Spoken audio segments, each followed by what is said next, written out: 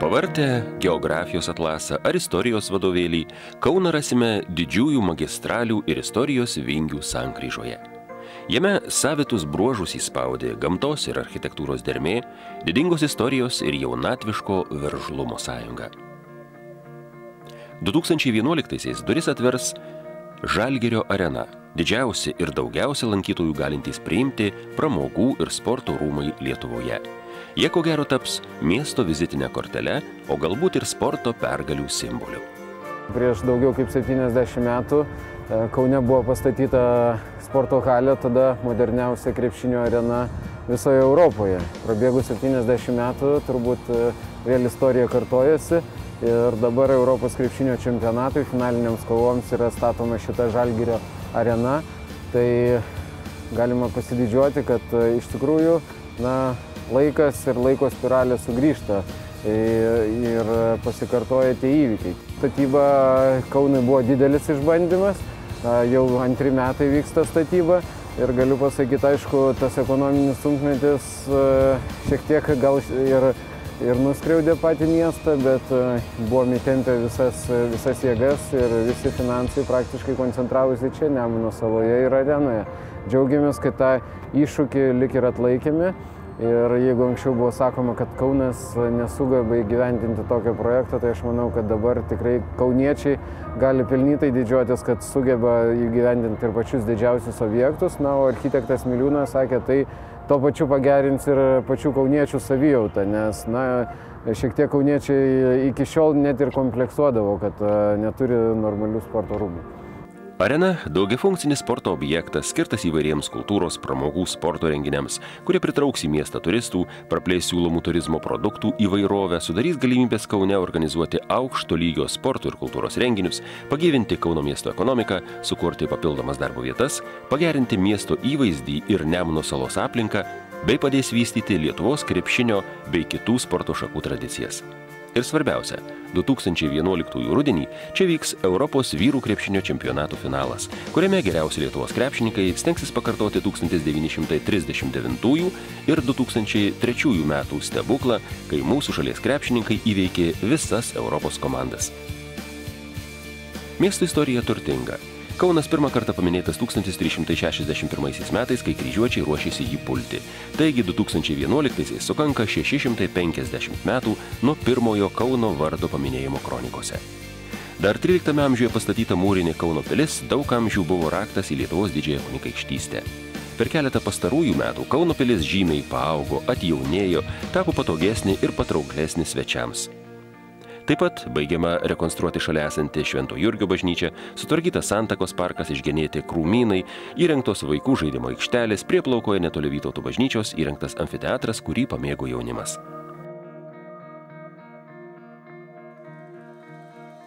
Vytauto vardu vadinama viena gražiausių miesto bažnyčių, menanti auksinius miesto klestėjimo laikus. Tuo metu dvasia atkurta savitoje ir nuotaikingoje šventėje Hanza Kaunas, kuri rengiama Kaune jau keletą metų. Šiemet ji taps visos Hanzos sąjungos pagrindiniu metų renginiu, į kurį suvažiuos tūkstančiai svečių iš visos Europos. Kaune 2011 vyks ne vienas reikšmingas renginys, be jau tradicinių festivalių, kaip pavyzdžiui Pažaislio, džiazo festivaliai, operetės, kaip žinome, du pagrindiniai renginiai, tai yra tarptautiniai Europos krepšinio čempionatas ir prieš tai būsiančios per Kauno miesto dienas vyksiančios tarptautinės Hanza dienos.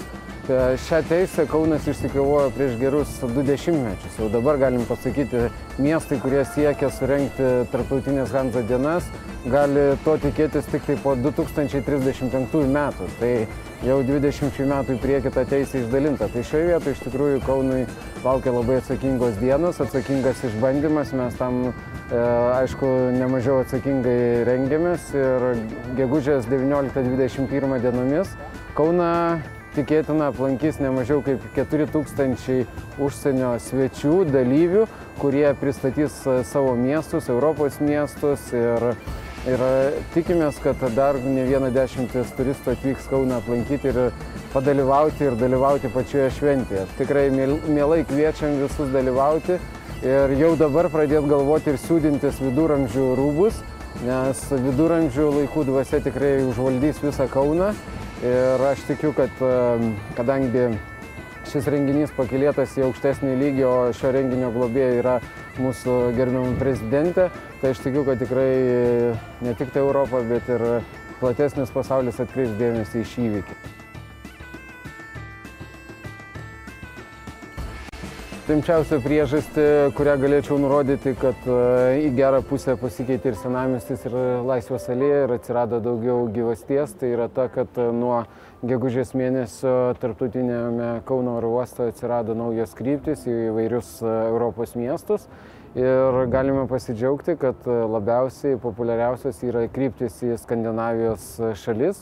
Ir tą akivaizdžiai pajunta ir pastebi patys savininkai, tiek kavinių, tiek viešbučių. Ir galiu net pavyzdžiui nurodyti, Kauno viešbutis mums nurodė tokius skaičius, jeigu per tą patį laikotarpį pernai pas juos apsistojo 500 suomių, tai šiemet per tą patį laikotarpį per pusę metų apsistojo jau 1500. Tai turistų srautai jau vien pagal tai galime taip jau skaičiuoti, kad preliminariai išaugo maždaug 3-4 kartus Kaune. Ir jeigu žiūrėsim per visą Lietuvą, tai vieninteliame Kaune, kur augo turistų skaičius. Iš daugelio Europos šalių Kauną galima pasiekti automobilių magistralėmis ir geležinkeliu. Maloniai nuteikia restauruotas istorinis geležinkelio tunelis, atsinaujinusi stotis. Daugelį užsieniečių žavi centrinė miesto gatvė Laisvės alėja. Kaunui tapus laikinąją sostinę, centrinis miesto bulvaras pasipuošė moderniais statiniais, o nuo 1982 čia pėsčiųjų gatvė. Per paskutinius 2 metus Laisvės alėjoje yra pakeisti šviestuvai, taip pat pakeisti suoliukai ir apgenėtos pagarbesnio amžiaus jau sulaukusios liepos. Tai šie darbai atsiėjo miestui apie 3 milijonus litų. Ir aš džiaugiuosi, kad iš tikrųjų Laisvės alėjos šviestuvai tikrai dabar užtikrina saugumą ir ta šviesa tikrai vakarais vilioja miestiečius Laisvės alėją. Kitas etapas, kuris pareikalaus gerokai daugiau lėšų, tai yra apie 70-80 milijonų litų, visa Laisvės alėjos rekonstrukcija.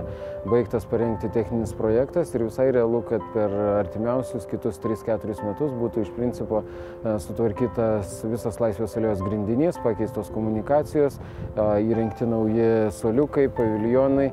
Tai aš manau, kad tą realu įgyvendinti, bet aišku, vėlgi iki šio laikotarpio nebuvo pakankamai lėšų, nes visos lėšos keliaudavo ir nueidavo į Žalgirio areną. Pabaigus, kitų metų pradžioje, pabaigus pačios Žalgirio arenos statybos darbus, aišku, jau reiktų skelbti konkursą ir aš manau, tai yra pagrindinis prioritetas, būtent Laisvės alėjos rekonstrukcija. 20 amžiaus pradžia lėmė Kaunui tapti jaunos Lietuvos valstybės laikinąją sostinę.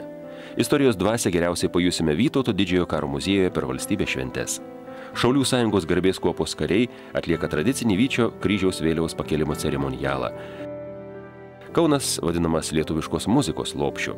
Čia gimė pirmieji profesionalūs lietuviškos operos ir operetės spektakliai. Kaunas didžiuojasi miesto simfoniniu orkestru ir Kauno valstybinė filharmonija, kuri prieš 3 metus įgavo visiškai kitokią kokybę atlikus kapitalinį remontą.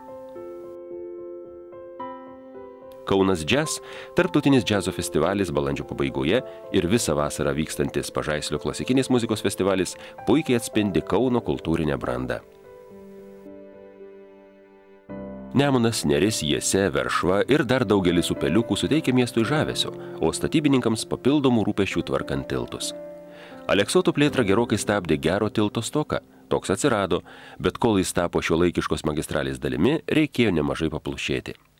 Džiugu, kad 2008-aisiais atidaryta estakada sujungusi Europos prospektą su Čiurlionio tiltu. Tais pačiais metais baigtas rekonstruoti oranžinis Vilijampolės tiltas, suteikė šiam miesto rajonui žaismingumo. Na, kad žiūrovai galėtų sėkmingai patekti į naująją Žalgirio areną, pastatyti 2 nauji tiltai į Nemuno salą. Prieš keletą metų didžiulį miestiečių pasipiktinimą sukėlė neprotingai suprojektuotas eismas rekonstruotame Aleksoto tilto prietiltyje.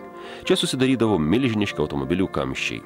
Ryžtingų mero sprendimu buvo atidarytas kairysis posūkis į Aleksoto kalną ir miestiečiai lengviau atsikvėpė.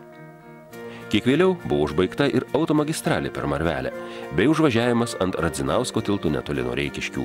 Buvo panaikinta viena pavojingiausių miesto sankryžų.